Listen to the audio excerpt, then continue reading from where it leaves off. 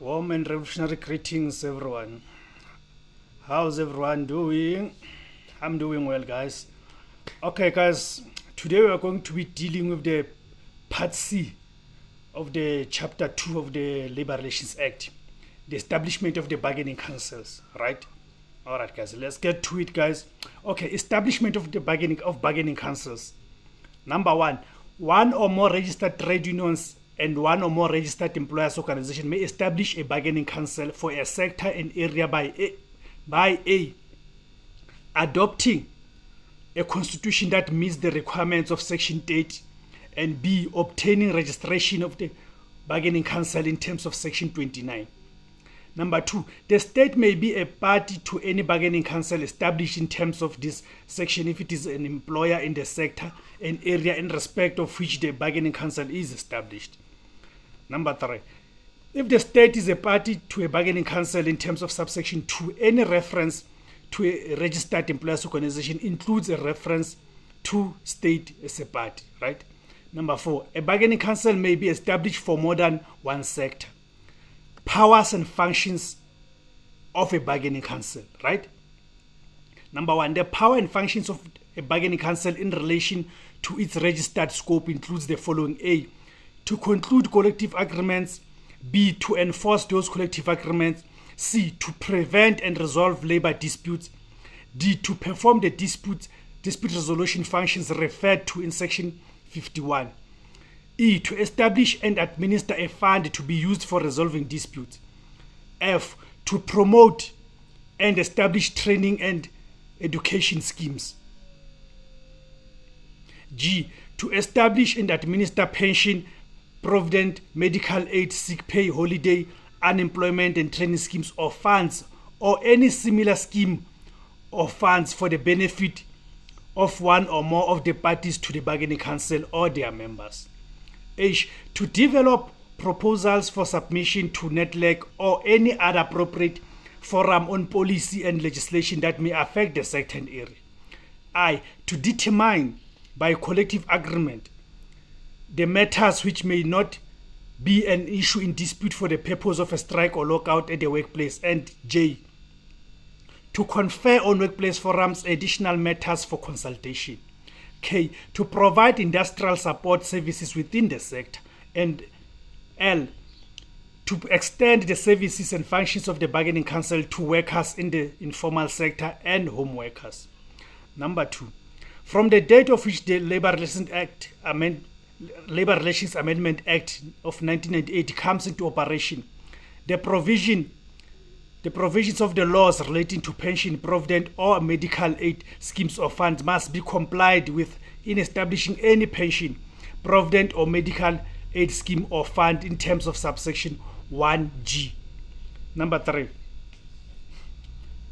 the laws relating to pension, provident and medical aid schemes or funds will only apply in respect of any pension, provident or medical aid scheme or fund established in terms of subsection 1G after the coming into operation of the Labor Relations Amendment Act of 1998. Registration of bargaining councils. 1. The parties referred to in section 27 may apply for registration of a bargaining council by submitting to the register: A, the prescribed form that has been properly completed; B, a copy of its constitution; and C, any other information that may assist the register to determine whether or not the bargaining councils meet the requirements for registration. 2. The register may require further information in support of the application. 3. As soon as practicable after receiving the application, the register must publish a notice containing the material particulars of the application in the Government Gazette and send a copy of the notice to NEDLAC. The notice must inform the general public that they A, may object to the application on any of the grounds referred to in subsection 4, and B, have 30 days from the date of the notice to serve any objection on the register and a copy of the applicant. Number 4, any person who objects to the application must satisfy the register that a copy of the objection has been served on the applicant and that the objection is is on any of the following grounds. A. The applicant has not complied with the provisions of this section. B. The sector and area in respect of which the application is made is not appropriate. C. The applicant is not sufficiently representative in the sector and area in respect of which the application is made. Number 5. The register may require further information in support of the objection. Number 6. The applicant may respond to any objection within 14 days of the expiry of the period referred to in subsection 3b and must satisfy the register that a copy of that response has been served on the person who objected. 7. The register, as soon as practicable, must send the application and any objections, responses, and further information to NETLAC to consider. Number 8. NETLAC, within 90 days of receiving the documents from the register, must A. Consider the appropriateness of the sector and area in respect of which the application is made. B. Demarcate the appropriate sector and area in respect of which the bargaining council should be registered. And C. Report to the register in writing. 9. If NETLAC fails to agree on a demarcation as required in subsection 8b, the minister must demarcate the appropriate sector and area and advise the register. 10. In determining the appropriateness of the sector and area for demarcation contemplated in subsection 8b, NETLAC or the minister must seek to give effect to the primary objects of this act.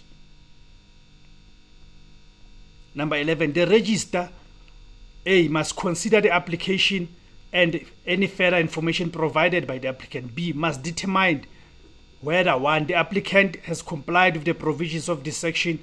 2. The constitution of the bargaining council complies with section 30. 3.